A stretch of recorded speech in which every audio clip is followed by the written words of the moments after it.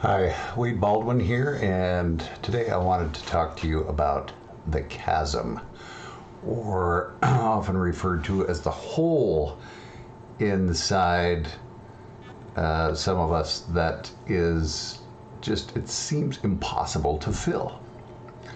So stick around, we'll talk about it. Hey, welcome to my YouTube channel. Don't forget to like and subscribe if this is helpful at all. And I wanted to just share my personal story and difficulties in having a internal chasm, is what it felt like, and just an unending need to try and fill that chasm through external sources. Food, alcohol, drugs,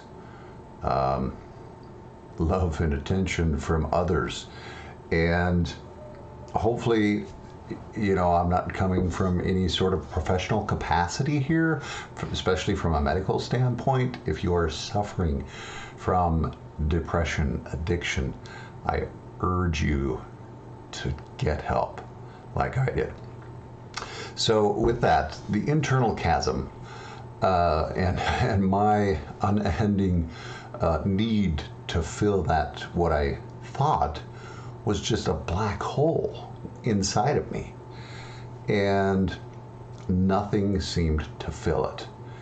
And it was mentioned to me by one of my mentors too, that often addiction comes from trying to feel safe.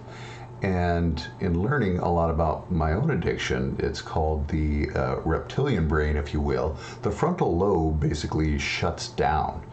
And when your body and your mind and your brain is wanting, so my primary drug of choice was alcohol. I've been sober 3 years now, and counting, but it's a day at a time. And it's always about working a program, but in reference to the chasm and safety, if you will, I was looking externally to try and fill something that I thought was either broken in me, because I thought I was broken, and that I was missing. And the end result, if I can shorten the story, if you don't want to stick around and listen to my whole story, was, let me go this way here, that the chasm is easily filled with light. And the light is already there within us. It's just a matter of opening the door. And that light can be different for everyone. For me, it was God. And for the longest time, I just, in the repetitive, addiction is an endless cycle. Guilt, shame, feed the addiction, repeat. Guilt, shame, feed the addiction, repeat. And the chasm seems to get bigger because it's fed by all of our self-loathing and guilt, and mine especially. I mean, everybody's story is different, but for me, drank for many years. After my first DUI in 1997, I was ordered by the courts to go to AA meetings. I went in there and had a little paper that I needed to get signed for the judge. And even at that point, I don't have a problem. I'm here to fulfill a need. It was just a one-time thing. I've got this under control. Fast forward to 2007, my second DUI, and still, even to that point, I need to insert here that the mind and brain that is in an addiction, especially with alcohol, it is such a disease, and they call it an allergy, that anytime alcohol actually enters the body, that the body treats that as an allergy. And basically, for me and a lot of my fellow alcoholics, the immediate taste puts you into that lizard brain, or reptilian brain, whatever you want to call it, fight or flight. And the only thing that will satisfy that is more alcohol. And that's what continues that vicious cycle of circular motion and trying to feed that chasm, that what was thought to be a hole inside of me. So I did end up on my own getting sober for a number of years. It was probably about 5 years without any help. And the funny thing is, and I learned this through rehabilitation, and I went actually to a clinic, and basically the addict brain and the cycle of addiction is basically still moving forward whether you're feeding it or not. And so fast forward years later, and first I better instill that I didn't fix anything. I still thought that there was a hole inside me. So instead of getting better and healing myself and understanding what the problem was up here and in here, because it turns out it's a soul disease as well, not just of the brain, but I replaced it with food. And so I ended up gaining probably at least almost 200 pounds. I was 365 pounds at my heaviest, and it was still to the point to where I needed great assistance. I was doing diets, I was trying to lose the weight. Every time I would exercise, I was in such bad shape, and my body, it would hurt. And not like workout hurt, like no pain, no gain.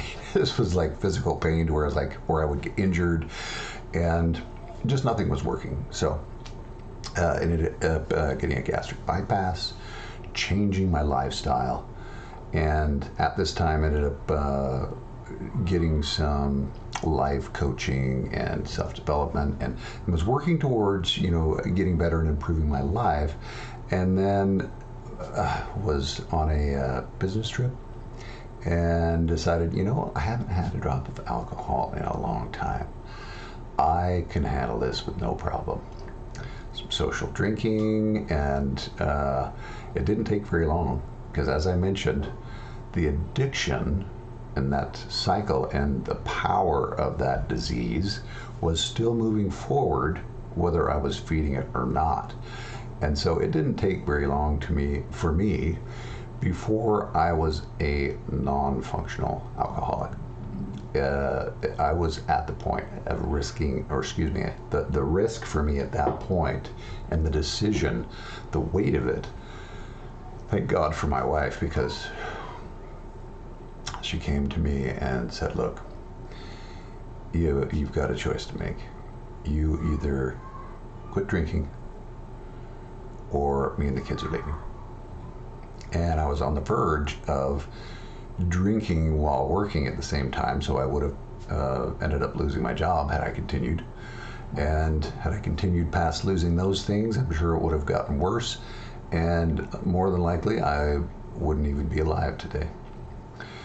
So with mentors, amazing support from those that I love, ended up entering a rehab facility, and I was still resistant to the point to where I thought I could do it on my own. I was going to be doing meditation and following a Buddhist approach, which kept me sober for about 4 months.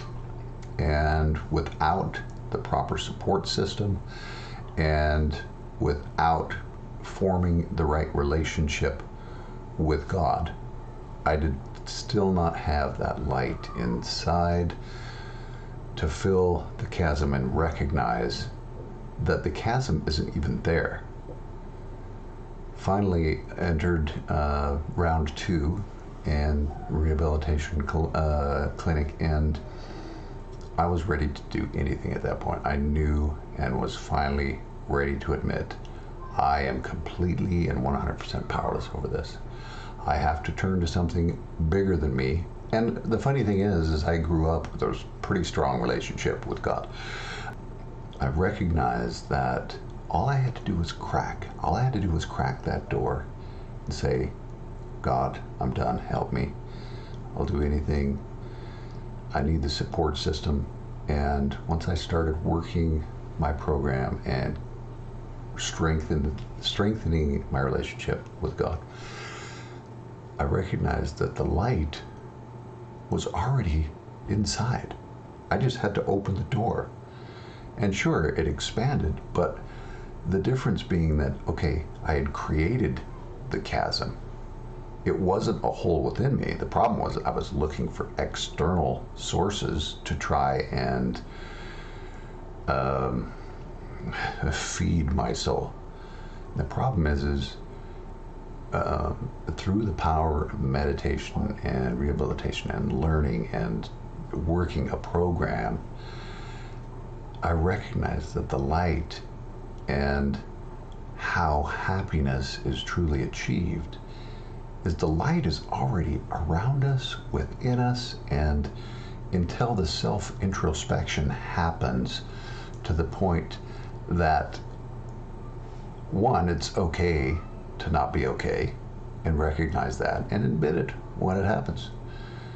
Asking for help, getting the help, because for the longest time I also thought asking for help was a weakness.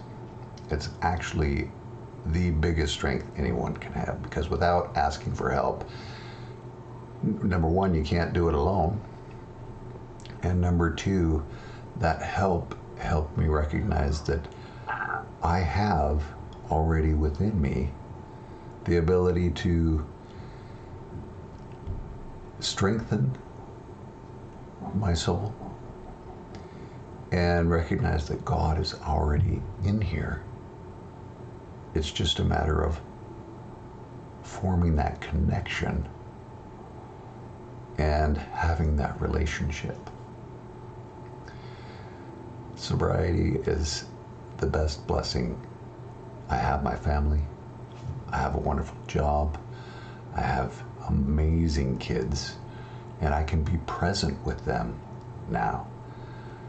I can go to their soccer games, and I can go to their basketball games, and I can spend time with them without having this sick, diseased brain.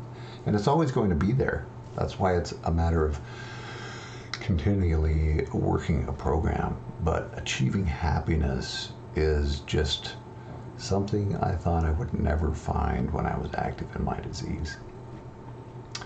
So I hope sharing my story is beneficial, and I hope you've enjoyed listening.